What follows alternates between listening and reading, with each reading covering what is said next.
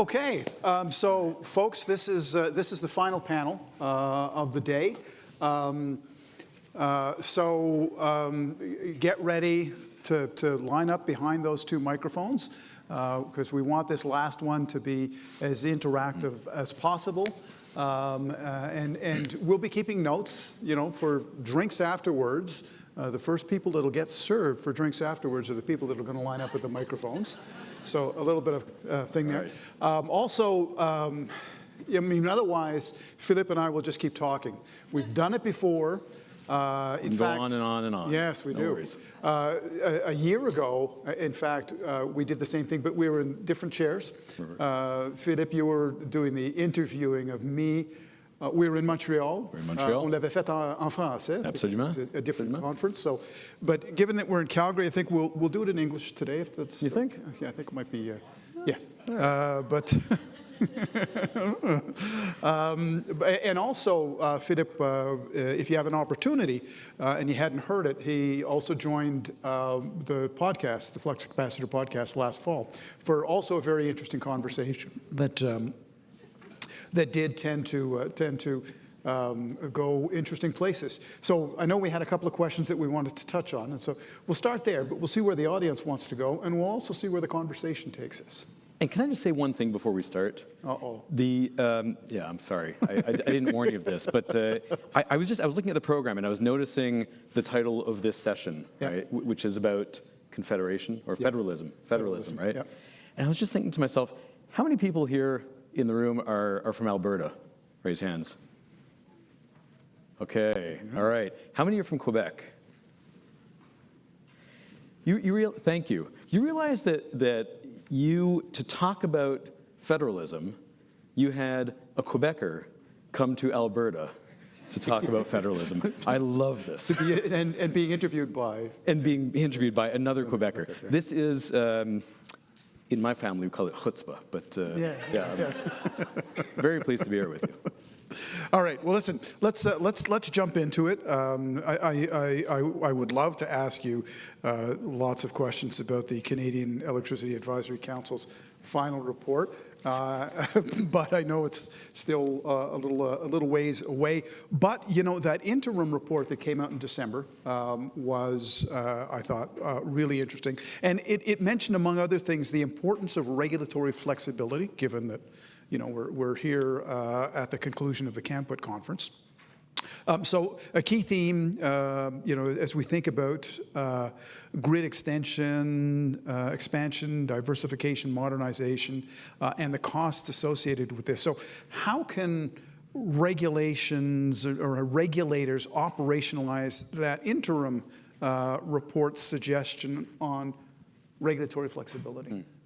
So first off, actually, maybe just quick check of hand. Does everyone here know what the Canada Electricity Council is? Electricity Advisory Council?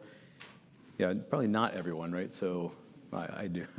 So very quickly, it was set up by the federal government 12 months ago with a 12-month mandate to advise the federal government on all matters electricity, essentially on what we need to do, what we need to change to enable electricity to play its role in the next 30 years.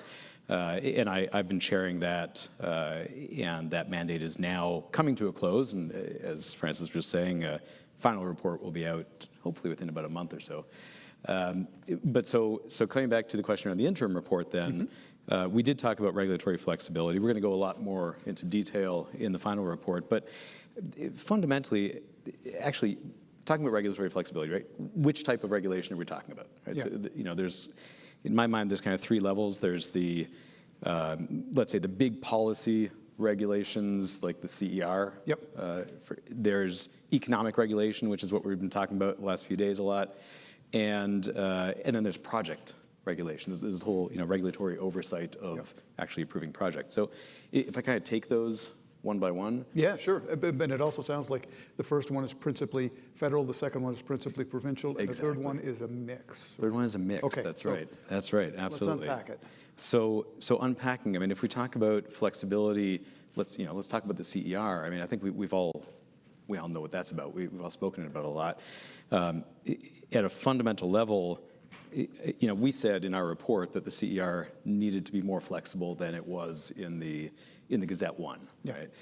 And that's kind of an easy principle to put out there, and then just leave it to the policymakers to figure out the practice. I do think that Jen was here earlier, and she was talking about some of the flexibility mechanisms that they intend to be introducing in the next version. Right. My sense is, and I'm not speaking on behalf of council here, but just my own sense is that definitely goes in the right direction. So there's a lot that we can do. There's, as she mentioned, there's pooling of emissions. There's there's offsets. There's emergency provisions, et cetera. Yep. So I think that's the sort of thing that we need to do more of there. The one thing I'll say on that is it's hard to be flexible. It's hard to include flexibility when there's lack of trust. And in one of the hallmarks I'm finding these days in all of our discussions and debates around electricity is a lack of trust between regions, between governments, between orders of government. You need to build up that trust to get to flexibility, but you need the flexibility. Yeah. Otherwise, we're just going to back people into a corner that they can't get out of, and there's no value there. So that's on the macro policy side. In terms of economic regulation, honestly, I think it's the stuff that we've all been talking about for years, right? I started out in this 1991. We were talking about performance-based regulation, flexibility in utility economic regulation. We went through a wave of it. It disappeared for a while, and now we're in the midst of a new wave. I'm a big believer in performance-based regulation, in setting out the goal and then leaving a lot of flexibility to get there. But what that means is admitting that we're going to take risk. And it means that regulators have to accept taking risk. And the risk in that case is that maybe utilities will end up with higher margins, than one would normally set. And that's okay if there's a good framework around it, and the excess savings are being shared. So I'm a big believer in flexible performance-based frameworks. And then there's the whole other area of cost-benefit analysis. Right. And we've spoken about that today a fair bit. I think sometimes I jump to thinking there's consensus where there isn't. My feeling is that everyone understands that today's electricity world is driven by an awful lot more than simply keeping rates low, right, in a period of change like this. So we need to be rethinking, what do we mean by cost-effective? To the points raised earlier around reliability, for example. Does reliability have a value? Yes, it does. Does the stuff that we were just listening to, wildfires and whatnot, does that have a value? Absolutely. So I think there's good movement in that direction in a number of provinces, but it would be beneficial to move on. And then the third piece that we're unpacking there is around projects. Yeah. Oh boy. Yeah.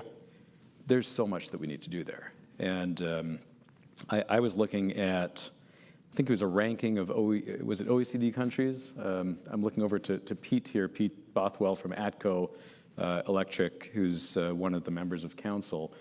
And there's a ranking of OECD countries in terms of the time it takes to actually build something, a general construction. Sorry, not to build, but to get the permit, right? The permitting. And if I remember correctly, Pete, was Canada second out of 37 in terms of at the top of the list of the worst places, the longest timeframes to get permitted? Yeah.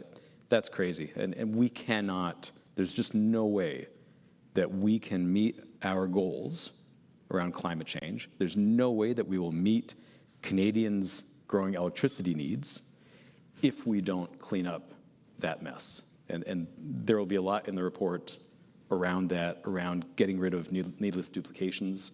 If we're talking about federalism, for example, maybe I'll mention one thing there.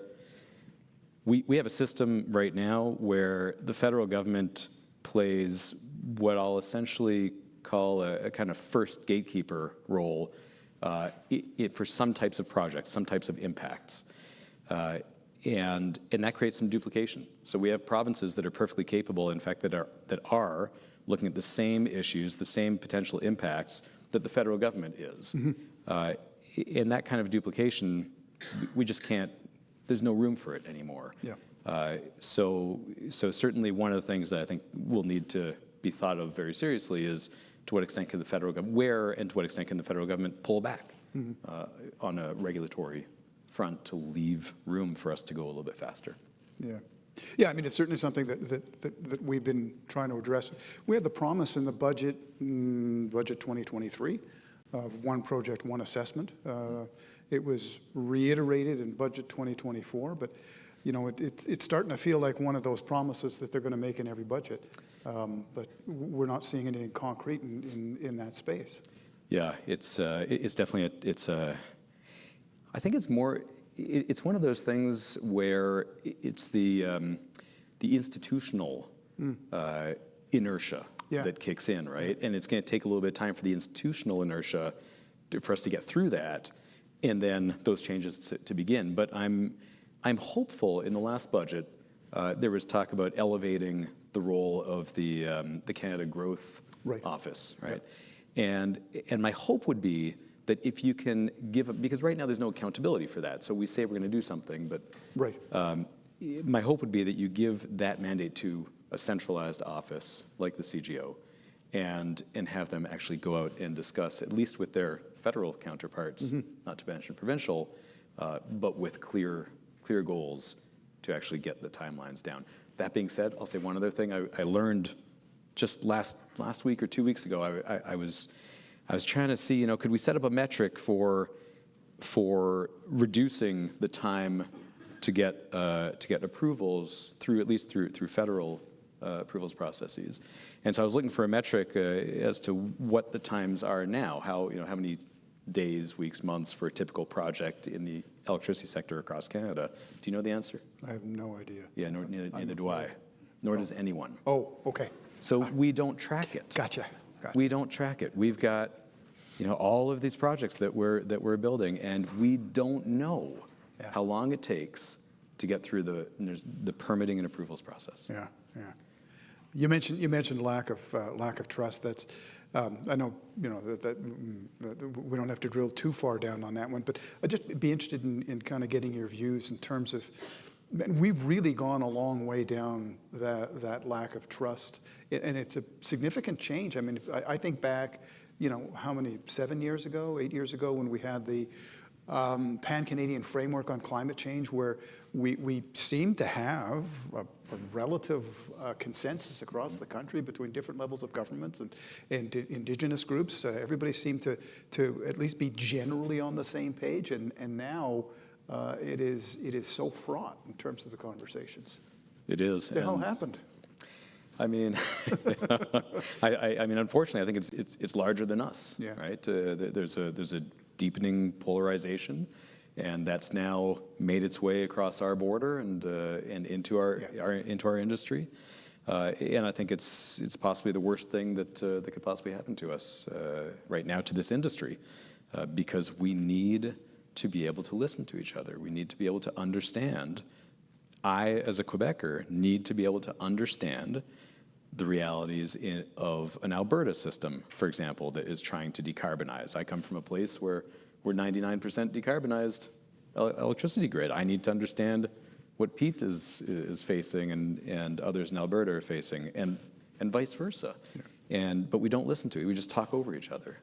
It's not helpful. Well, here's one other thing to get people even more depressed before we go to drinks. And I've talked a little bit about this in other forums.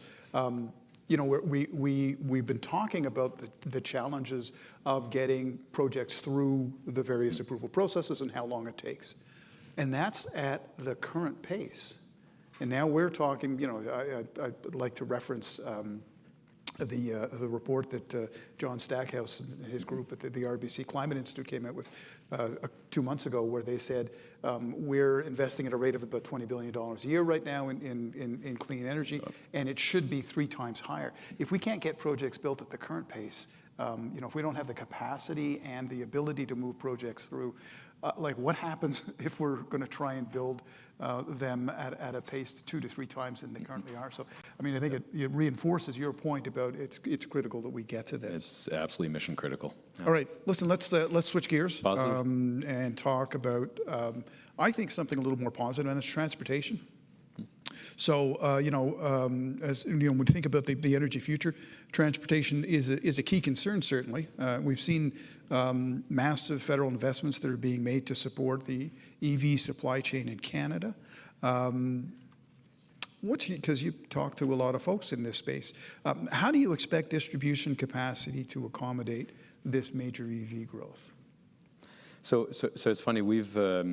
My firm has had a EV practice for nearly 10 years now, actually. In that time, we've had a chance to work with utilities in every province of the country, and we've noticed something. You know, internally we're talking about the 3 stages of acceptance. So if I go back, 6-7 years, right? The conversations that we were having with our clients, what we were hearing from our clients was essentially, it's not going to happen, or it's not going to happen here, right? It's California maybe, but or maybe out in Quebec a little bit, but it's not going to happen here. So it was disbelief, right? 3 years later, so about 3 years ago, what we were hearing from all of our clients was panic. It's happening. Where is this coming from? And what are we going to do about this? And it's going to break our system. We can't have EVs. It's going to break the whole system. And now I feel like we've kind of gone through those 2 extremes, and we're having the more nuanced conversations about, all right, it's happening. There's some good aspects. There's some bad aspects. Now let's figure out how we can manage this best, right? So it's turned into a much more constructive conversation. And so when we're looking at this, one of the big things, to come back to your distribution question, is we have a bit of a history history of doing forecasting based on large territories, right? System-wide. And the system-wide with EVs does not work. It'll work again in 20, 25 years from now when they're all there. But during this transition, system-wide forecasting does not work anymore. So now we need to go local. And so we work with a lot of clients, essentially developing forecasts at the feeder level. We started at the substation level. Now we're doing it down at the feeder level. Why? Because if you don't understand the sociodemographics and how that's going to influence EV adoption, you can end up within a year, 18 months, 2 years, all of a sudden you have 10 households on a feeder that decide to get an EV, and a couple of them got 2 EVs. And now you're completely out of whack, and there's no way that that's not going to impact the system. So we start going down now to that feeder level analysis, and that gives us a much better sense, where the hot spots are at the kind of grid edge. That's a big challenge, but when we know it in advance, it's all about good planning. And if we're doing our planning properly, we're doing it at that level, then we can start making the investments, as long as our regulator allows us. So I think it's doable, but it needs to be done at that level. The other side of it is, because you started saying, now let's talk about something positive, right? So the positive side of this is almost the best load imaginable. I mean, for utilities, it used to be, well, obviously the best thing is just a flat load, right? That's kind of nirvana. But short of that, we want flexible loads. There's nothing more flexible than an EV. The thing sits around 23 hours of the day. It needs, on average, about 2 hours of charging to serve the user the next day. It's extraordinarily flexible, but we need to use that. Right. We definitely need to use that. And so I think a lot of distribution level planning is also about the smart charging side of this, and both the things that utilities can do to get our customers to adopt smart charging, and also the way that utilities can work with governments to ensure that we get smart charging. One example, we developed the charging infrastructure plan for the province of Quebec. One aspect of that plan is that from now on, the government has long offered incentives for home chargers. Now the incentives are only offered for smart chargers. the smart right? chargers, So it's just things like that. You just have to move to smart. Yeah, they didn't. When I got my EV, it was incentives for any home charger as opposed to just for the smart chargers. Right. And that probably would have, if it was just an incentive for the smart charger, that would have made the difference because it was more expensive. Exactly. For me. But yeah, I didn't quite land there. So how far do you think we are from seeing some of like more of those technologies coming forward? Like the first piece is, of course, moving that load off to midnight to 5. Man, imagine what as you were saying, your load curve. If you move all of that stuff from midnight to 5 a.m. It's a value filler. Incredible in terms of what it would do, and then vehicle to grid. As you said, it's sitting there for 22, 23 hours. Yep. Today we have, the number of electric vehicles in Canada is, numbered in the, it's 200,000 or something that somebody had said yesterday or the day before. But when we get a couple of million of these on the road and each one of them has a battery that's, anywhere between 60 to 120 kilowatts, that's a hell of a lot of capacity. Of roving storage Yeah. capacity. And in fact, not roving, because it's roving maybe 1 hour a day and it's sitting in place 23 hours a day. Yeah, no, absolutely. We, well, you and I, again, we're from Quebec. We're in Alberta, we can say that. And in Quebec, we're in 2024 now. Current forecast is by 2030, so in 6 years from now, we're going to have about 2 million EVs, again, on the road proverbially, but in practice, we'll have about 2 million EVs sitting in garages. So enormous storage capacity there. Yeah, I mean, that's, look, it's certainly vehicle to grid, vehicle to home as well. Huge opportunity for grid resiliency, but also for homeowner, for household resiliency. So if I've got a battery there that can keep me going through 6 hours of my heating needs during a midwinter power outage, or for 3 days of my baseload needs during any spring or summertime outage, that's a world of difference. Right. People, not all people, but there's a tranche of the population that pays $3,000 to $4,000 for backup generators. They'll have it in their vehicle. So Yeah, right. enormous opportunity. Yeah. One other thing to mention on the distribution asset side, fleets. I mean, we can all get into the habit now of forecasting for light duty vehicles and let's say what I'll call light duty trucks, but fleets are coming on now. Fleets of electric vehicles, as well as the large, the medium duty and heavy duty electric vehicles, and that's a whole other ballgame. So the good news is they're much more visible to us. We can get a sense in advance. We're not completely caught with our pants down, but the bad news is it's big loads. Yeah. All of a sudden. So we have to be ahead. We have to be planning ahead for that. We have to unfortunately be investing ahead of that. By the way, yeah, I live in Quebec, but I charge whenever I can. In Ontario, my office is in Ottawa, and the charger's free, so it's like getting free gas. So I always make sure that I get to the office when my battery's about 20%, and juice it up on the free gas. But listen, let's I think they call that a freeloader. Is that it? No, it's an additional incentive we have for folks in the office. But carrying on talking about the EV and the EV landscape. When we consider charging infrastructure and the difficulty of integration into multi-unit residential buildings, then, and thinking about sort of the federal interaction at a regional and a municipal level. So, what kind of incentives and cooperation would reduce some of the barriers to EV adoption, particularly for those, and we did hear about this on that panel yesterday, that more than 20% of people that are in what was the France Lapron's term? They were garage poor, right? Yep. Garage orphans. There you go. Perfect. I love that term.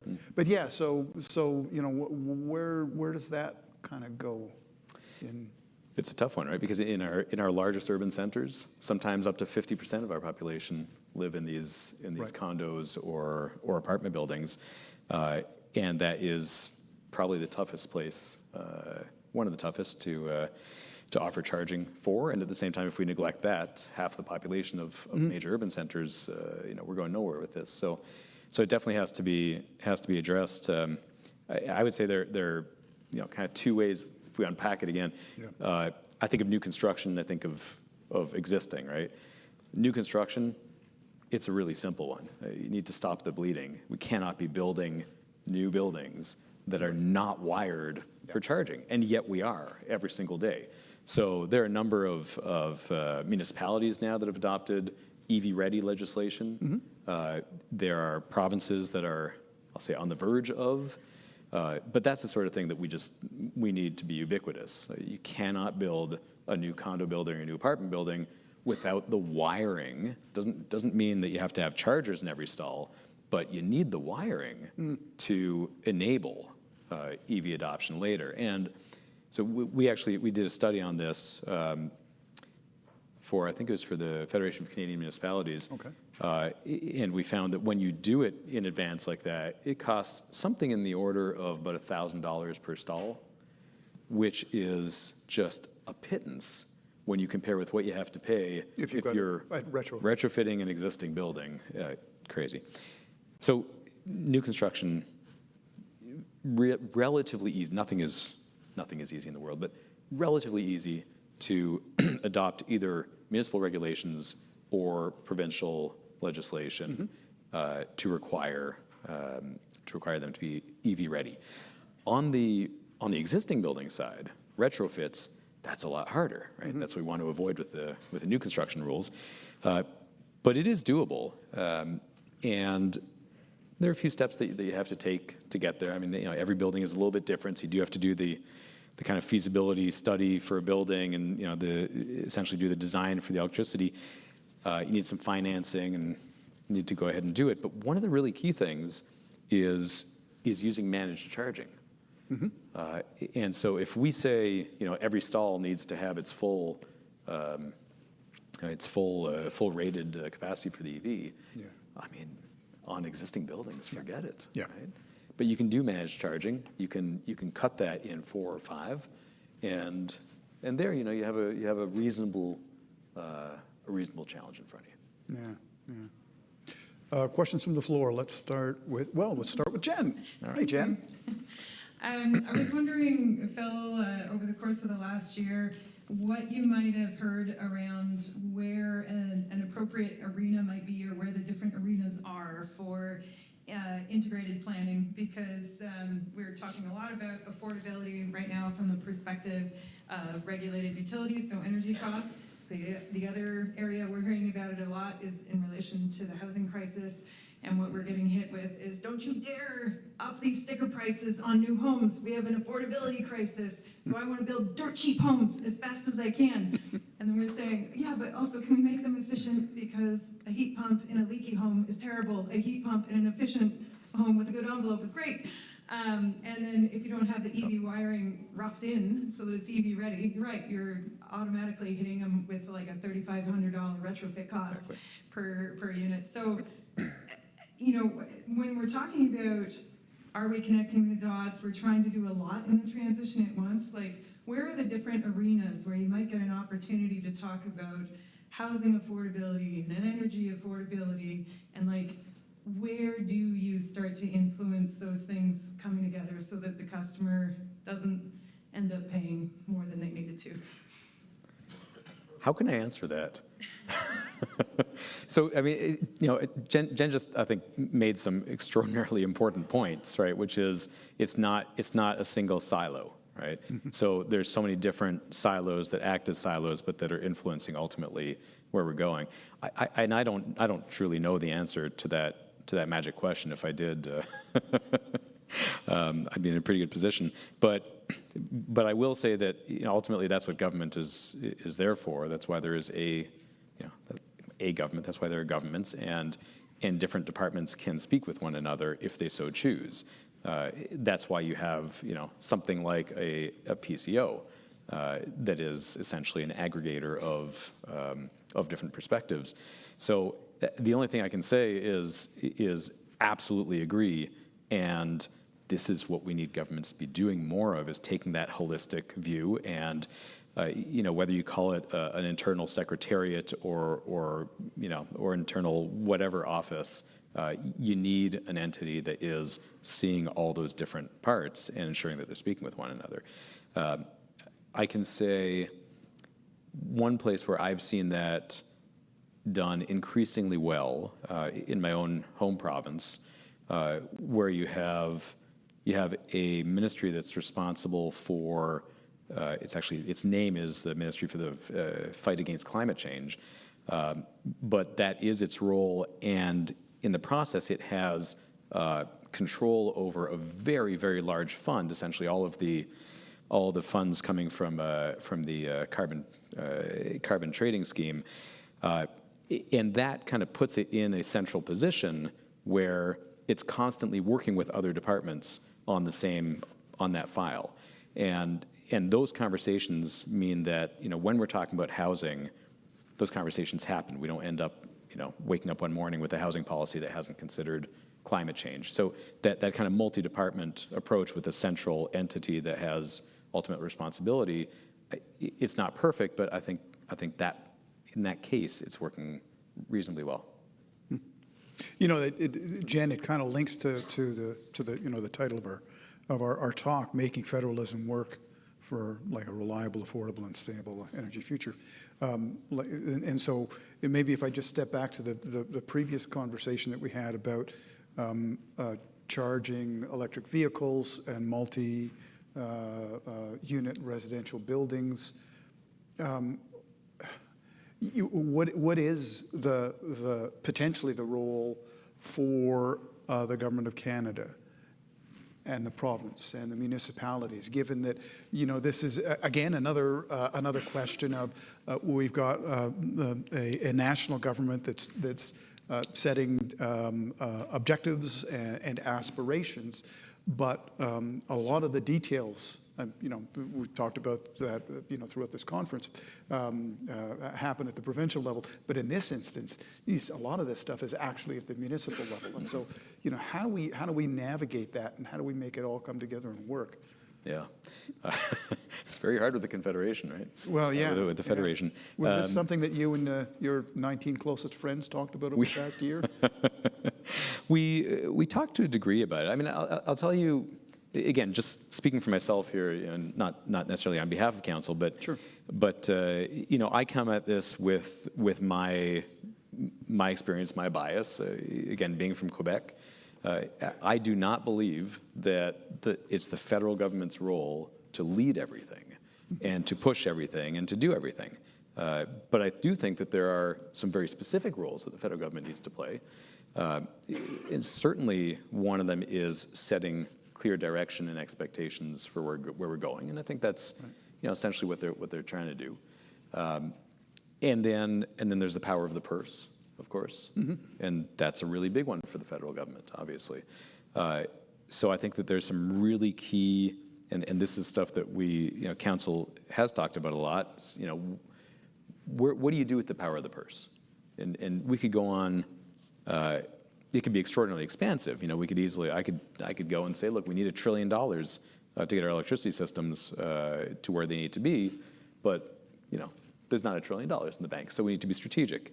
And when we're thinking about it strategically, there are fundamentally four areas where I think the federal government can play a targeted role on the money side.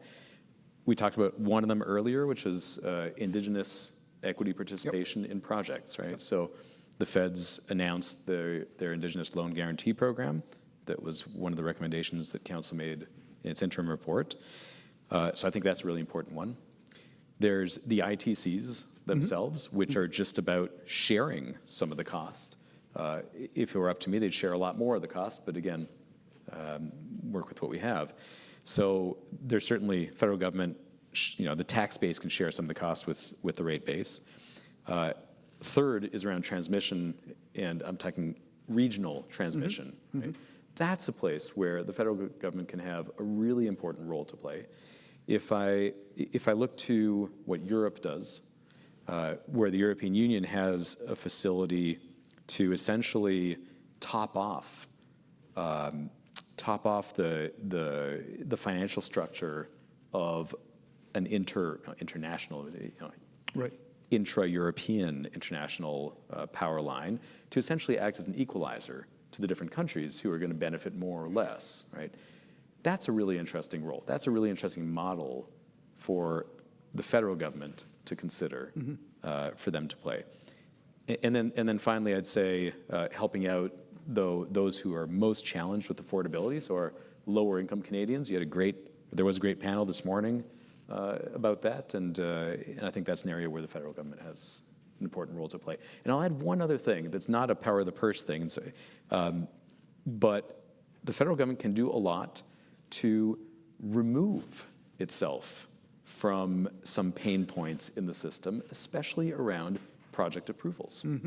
So, part of this is stepping in, part of this is stepping back to clear the way for things to happen Right. a bit faster. So far, we've seen some stepping in. We haven't seen much in the way of stepping back. Not yet. yet. We're hoping. All right, next question. Hi, I'm Kevin Fagan from the Public Utilities Board of Newfoundland and Labrador. I've got a question about EV grids and EV charging and kind of grid security. I was recently reading a report from NERC, and it was about response to brief outages or longer duration outages, and how certain types of chargers work better with regard to when the power comes back on, the impacts on the grid. So that's one aspect of it. And the other aspect of it is with regard to, I know people are going to talk about smart chargers and people managing their own charging, but I believe at some point the utility will also need the ability to reduce the load available to charging stations with the large amounts on the system. So I figure communications between the utility and the smart chargers is going to be necessary. So you want to have a consistency in communications protocol between all the charging stations. So I was thinking about, so who's managing this with regard to, NERC recommended that the utilities need to work with the charging station developers to make sure we're coming up with charging stations that work well with the grid. And also with regard to, you want to have communication protocols that are consistent. Yeah. So who's managing this development up front so that we have, so we don't end up with a lot of different suppliers with different communication protocols, different reliability on the grid and impacts on the grid? That hell of a good So, question. yeah. And I'm surely not smart enough to actually provide a valuable answer to that. There are people on my team who go much deeper on this than I do and who would be able to. So maybe if you give me your card afterwards, I can get an answer for you that'd be of more value than what I'm about to say. The one thing I do want to say is I believe that the industry itself right now has been trying and petitioning the Canadian Standards Association to develop some standards for charging. And I believe that their initial petition was actually rejected, which is a problem of just resourcing of CSA. So I know that initiative is there and that hope is there that the CSA is going to play a role, especially on the charging equipment side. Okay. One final question, if there is one. Okay, well then the final question is going to come from me in that instance, and that is this. So you've spent a year, and I'm not suggesting you didn't do your day job during that year. I know you did your day job, as did everybody else on that panel. But you spent a year with 19 very smart people across the country. We'll get a sense in sometime in the near future of what the recommendations that come out of that. But I wonder if there was a significant learning, not like about what we should do and the answers that you were given to the questions, but if there was a significant learning you had about the experience, because we said that the title of our thing here was Making Federalism Work. This was a federalism exercise. You had 19 people from right across the country, and you were talking about issues of different levels of government within the Federation. Was there something that you learned about the Federation or federalism through the process and with the people? Yes. Okay, well, thanks for that. It's and now we can go out with drinks. Yeah, no, seriously, okay. Yeah. No, seriously, I did. I learned a lot. Learned how extraordinarily difficult it is to manage a federation of very different places with very different resources, electricity systems, market structures, et cetera. But most of all, in a context of increasing polarization, where we do not listen to each other. And so we make assumptions, and we live in our silos, right? And so I'm not going to name names, but anyone in their province is thinking of their province, and not necessarily understanding what's happening 2 provinces or 3 provinces over. My biggest learning was about the value of listening and the importance of listening. I know that sounds really trite, but I can't emphasize it enough. And again, I'm pointing to Pete here because he's a great example. Pete and I. Pete's Alberta, and there were times when I was writing sentences in our interim report, for example, where I thought I was writing a sentence that was going to be that was going to make sense for Alberta specifically. I was thinking of Alberta and wanting to make sure that things worked in Alberta, and Pete would react to me and send me an email saying, "Don't write that. That's not going to fly at all. This is you're not understanding. This is here's what's going on." So I learned tremendously about Alberta through Pete. Others, learned about Quebec, there's conversations between Saskatchewan and Newfoundland and Manitoba, Ontario, the Atlantic, BC. Extraordinary learnings about each other's situations, our challenges, our fears. They really help to find common ground. Right. And I cannot emphasize enough how important I think that is for the Federation and ultimately for the federal government also and the provinces to be able to actually not just talk to one another, but listen to one another. Trite as that may sound, I think it's pretty key. All right, well, listen, I'll ask the audience to join me in thanking Philippe Dunsky for, once again, another fireside chat that we got to do. Thank you. Thank you very much.